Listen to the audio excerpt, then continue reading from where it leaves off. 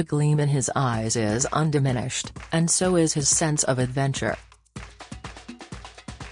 At 75, Gyles Brandreth is taking on his toughest test, a nationwide tour that is completely unscripted, the one-man show equivalent of a trapeze act without a safety net.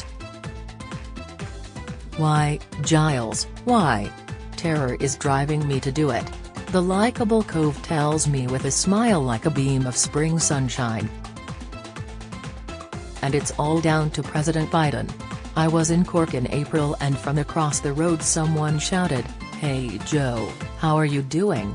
They genuinely thought that I was the President of the United States of America. My wife said, "That'll teach you for shuffling along."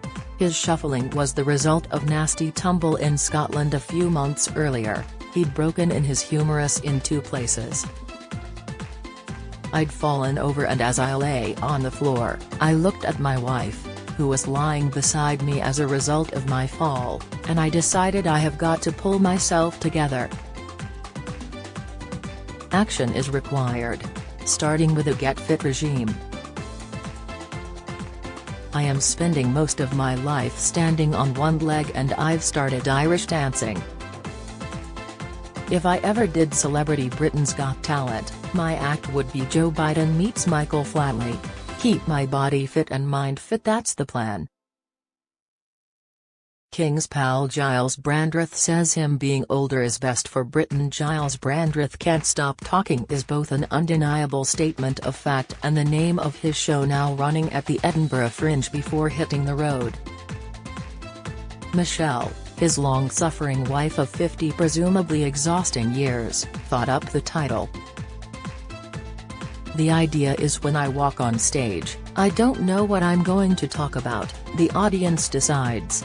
I have a menu, Brandreth à la carte, so people can choose subjects like my childhood, my worst ever moment, political stories, royal stories, showbiz stories, lucky dip. There's a starter selection, mains and a variety of puddings. It's a mental workout. There's also a risky Ask Me Anything option. Tryout shows in the North produced unexpected questions. I was asked my views on Newcastle's sponsorship deal with a Saudi Arabian firm. I was asked who wouldn't I have dinner with. The truth is I'd have dinner with anyone, even Vladimir Putin, although I probably wouldn't risk eating. At London's Fortune Theatre, a lady asked him when the play would start. She thought she was in the audience for The Woman in Black matinee. Brandreth's gift of the gab was evident even as a child.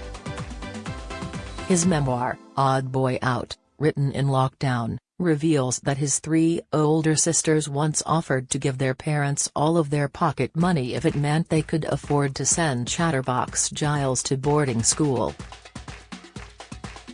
Does he ever switch off? Don't miss. Queen Camilla leaves guests feeling awkward with break of protocol, claims, Insight.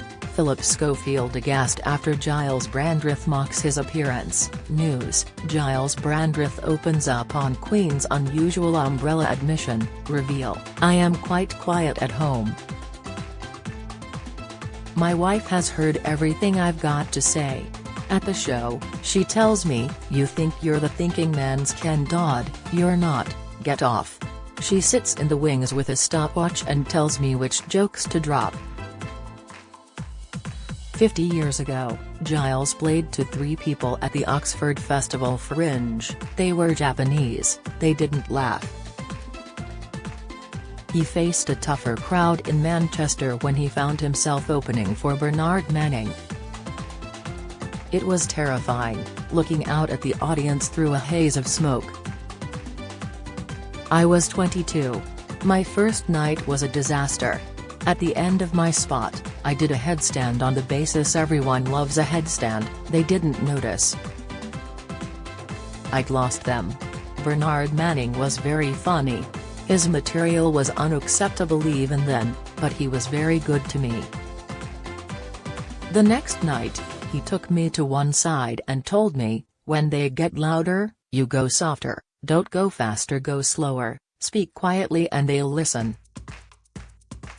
There is no danger of Gyles drying up. The personable polymath holds the Guinness World Record for the longest ever after-dinner speech, a jaw-aching 12.5 hours.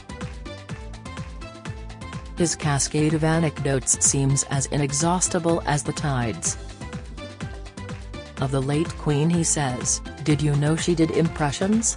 She did Ian Paisley, George Formby, she held an imaginary ukulele and sang when I'm cleaning windows. She was an amazing woman.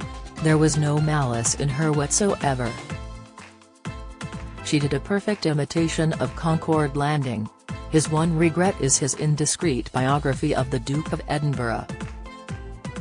He suggested I did it for one of his charities, and then I expanded it. He didn't want to talk about his unusual childhood, he didn't see his parents for years. He said, "It's nothing, it's not central to the story." I felt bad that I wrote about it, but when I handed over the manuscript, he didn't complain. His objections were all literal. He said I didn't serve on HMS Valiant - during the war - I served in it, you stupid bugger. I wrote that his father had floated down to the south of France. He said, "My father didn't float, he went by train." I admired him hugely. Brandreth's 2022 bestseller, Elizabeth, An Intimate Portrait is more celebratory. He has written umpteen books, including 7 murder mysteries featuring witty Irish playwright Oscar Wilde as a detective, and met everyone from the Sex Pistols and Michael Jacksons to presidents and heads of state via every veteran actor and comedian you could name. Gyles's love affair with entertainers began with a Crystal Set radio. While other boys listened to pirate DJs, he lapped up BBC comedies, like Jimmy Edwards's Take It From Here, and The Glums. Eth was played by June Whitfield and I fell in love with her voice, then I went to the cinema and fell in love with Hayley Mills.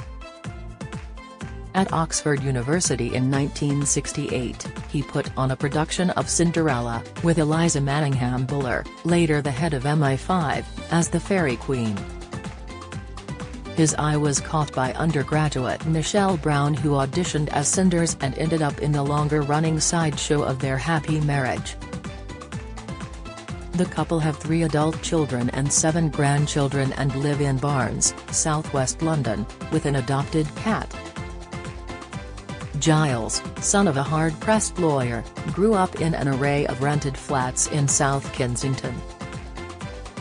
Fired by self-belief, this modern Renaissance man's career spans books, theatre, journalism, TV, mostly recently celebrity Google Box with friend Sheila Hancock, and politics. He was in pantomime with Barbara Windsor in 1991 when news broke that he was quitting showbiz to become the Conservative MP for the city of Chester, prompting one wag to suggest he was moving from Pando to farce.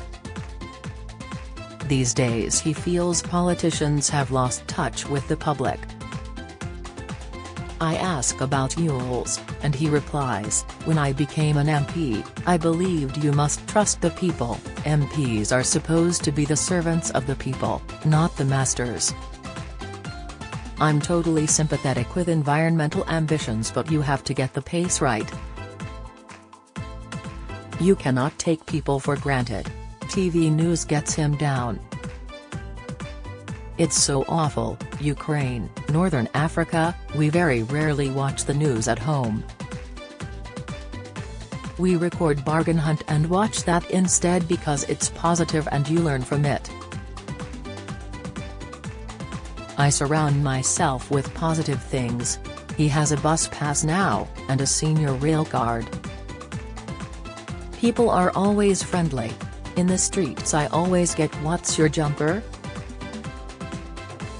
His trademark colorful knitwear brand is sold in Selfridges, naturally. Even when he fell in Fife and was waiting for the ambulance, he says, A man asked, "Do you mind while you're down there if I take a selfie?" They gave me gas and air, I loved it. I was ready to have a baby.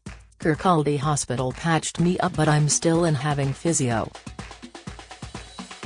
Gyles feels an obligation to be cheerful and to live life to the full. Hence the tour. "It's exciting," he says.